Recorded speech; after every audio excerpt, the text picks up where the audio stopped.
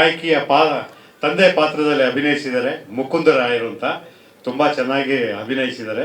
ಎಲ್ಲರ ಬಗ್ಗೆನೂ ಹೇಳ್ತಾ ಹೋದರೆ ಇವತ್ತು ಭಾನುವಾರ ಇರೋದು ಸೋಮವಾರ ಆಗುತ್ತೆ. ಹಾಗಾಗಿ ಪಾತ್ರದ ಹೆಸರು ಅಷ್ಟೇ ಹೇಳ್ತೀನಿ. ಇವರು ಗೋವಿಂದರಾಜು ಅಂತೇಳಿ ಪಕ್ಕಾ ಕುಡುಕನ ಪಾತ್ರ, ನನಗೆ ಇಷ್ಟವಾದ ಪಾತ್ರ. ಮೇಡಮ್ ಅವರು ವಿಶಾಲಾಕ್ಷಮ್ಮ ಅಂತೇಳಿ ಮನೆಗೆ ಗೆಲ್ದವ್ರ ಪಾತ್ರ ಮಾಡಿದ್ದಾರೆ. ಯಾವ ಹೆಸರು ಯಾವ ಪಾತ್ರ?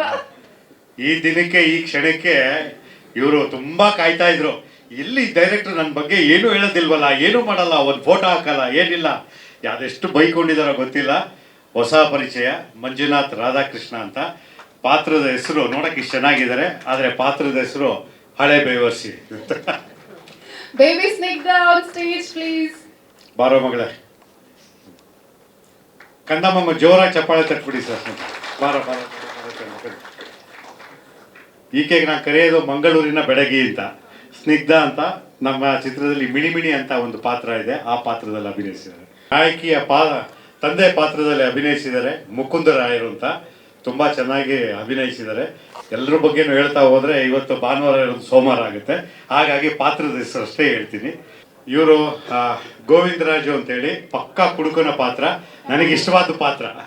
ಮೇಡಮ್ ಅವರು ವಿಶಾಲಾಕ್ಷಮ್ಮ ಅಂತೇಳಿ ಮನೆಗೆ ಗೆಲ್ದವ್ರ ಪಾತ್ರ ಮಾಡಿದ್ದಾರೆ. ಯಾವ ಹೆಸರು ಯಾವ ಪಾತ್ರ? ಈ ದಿನಕ್ಕೆ ಈ ಕ್ಷಣಕ್ಕೆ ಇವರು ತುಂಬಾ ಕಾಯ್ತಾ ಇದ್ರು. ಎಲ್ಲಿ ಡೈರೆಕ್ಟರ್ ನನ್ನ ಬಗ್ಗೆ ಏನು ಹೇಳೋದಿಲ್ವಲ್ಲ, ಏನು ಮಾಡಲ್ಲ, ಒಂದು ಫೋಟೋ ಹಾಕಲ್ಲ, ಏನಿಲ್ಲ.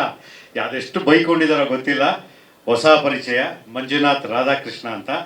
ಪಾತ್ರದ ಹೆಸರು ನೋಡಕ್ಕೆ ಇಷ್ಟು ಚೆನ್ನಾಗಿದ್ದಾರೆ, ಆದರೆ ಪಾತ್ರದ ಹೆಸರು ಹಳೆ ಬೇವರ್ಸಿ. Baby Snigdha on stage please. ಬಾರೋ ಮಗಳೇ, ಕಂದಮ್ಮ ಜೋರಾಗಿ ಚಪ್ಪಾಳೆ ತಟ್ಬಿಡಿ ಸರ್. ಬಾರ ಬಾರ.